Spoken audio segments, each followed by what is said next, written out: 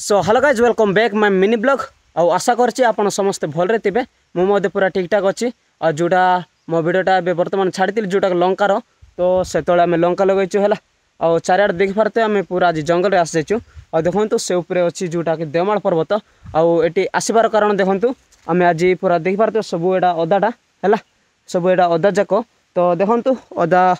हूँ एमती अच्छी तो घास बहुत बढ़ी जाइए तो आज आम घास बाछिबा आसीचु तो देखो राणीटा लगी पड़ी घास जीवाई तो मुझे टिके साहाय्य करबी हेल्प करबी तो देखो अदाटा झिकला पर एमती होती तो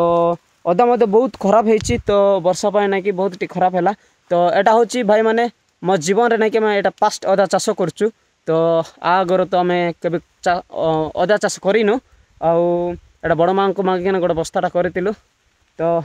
आम तो ठीक ठाक होती तो मो वीडियो पाइबा मो ब्लॉगिंग गुड़ाक पाइबा सांग मैंने मो वीडियो को लाइक करूँ कमेंट करूँ सांग मान शेयर करूँ जदि मो यूट्यूब चैनल को जो सब्सक्राइब करना तो जाइकिना मो यूट्यूब चैनल को सब्सक्राइब करूँ एमती मो चाष ब्लॉगिंग गुड़ाक मो कॉलेज जीवार सब